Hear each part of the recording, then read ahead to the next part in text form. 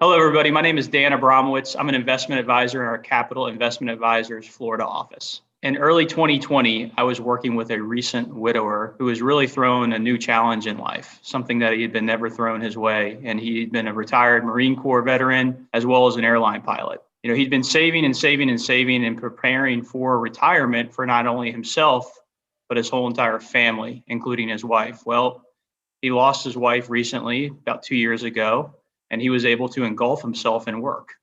Well, as an airline pilot, there is a federal law. At age 65, you are required to retire. So this widower was forced into retirement at this particular time, and this was a hurdle for him. It was a new stage in life, as he had never prepared for this moment at all. And this moment was really having to confront time. And what do I mean by time? Meaning that he'd been able to work, and really compartmentalize his whole entire surroundings and focus on one particular thing. And as everybody knows, when we're forced to change and adapt, it can create a problem. We've seen situations like this time and time again, not only at my firm, myself, but other individuals in my profession, is that financially, our clients and our families that we work with can retire on paper. But mentally, it's a huge struggle. It's a major change in your overall life. And it's really one of the scariest moments of your life when you really think about it. For conversational point today, we're going to refer to my individual that I'm speaking about as Marshall. And, Marshall hadn't had the easiest life. And what do I mean by that is he actually grew up in a train car. And I didn't understand really what that meant until he showed me a picture a couple of weeks ago. And he literally grew up in 3 train cars combined into one in the state of Louisiana. So Marshall had been scraping for everything in his life and had met his wife at a very young age and joined the Marine Corps. He was in the Marine Corps for 20 plus years, retired from the Marine Corps, received his military pension, and then began to fly commercial airlines for Southwest Airlines, and did that until he was 65 years old in mid-March of last year and was forced upon retirement. And we all know what happened last year is everybody's lives changed.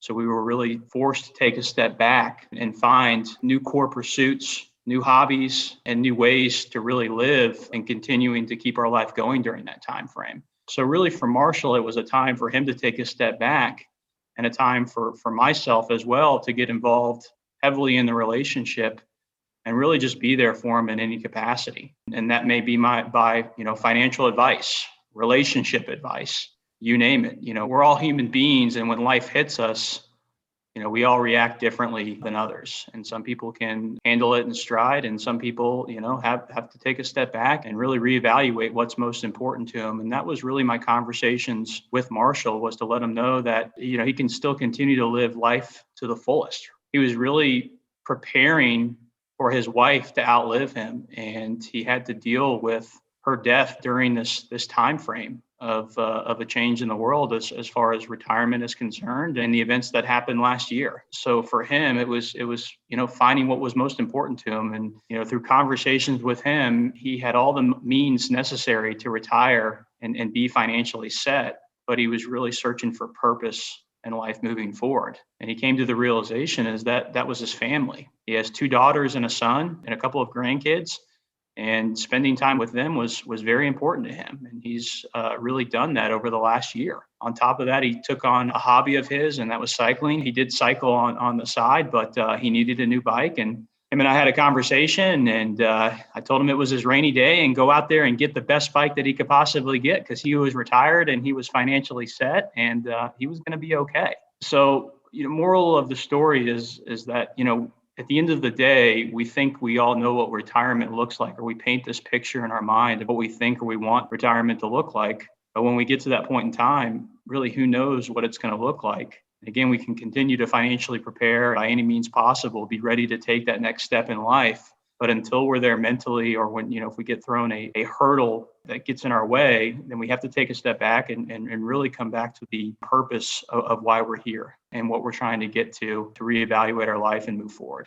So normally during the planning phases of preparing for retirement, we go through the numbers, we go through the documentation, you name it. But really, when it comes down to it, it's important to have a trusted partner in your corner that can be there through the thick of it. And I was able to fulfill that responsibility for Marshall and really fill that void for any client that comes my way. And know that we are here not only just as myself, but all of my colleagues and partners here at Capital Investment Advisors. This is a journey.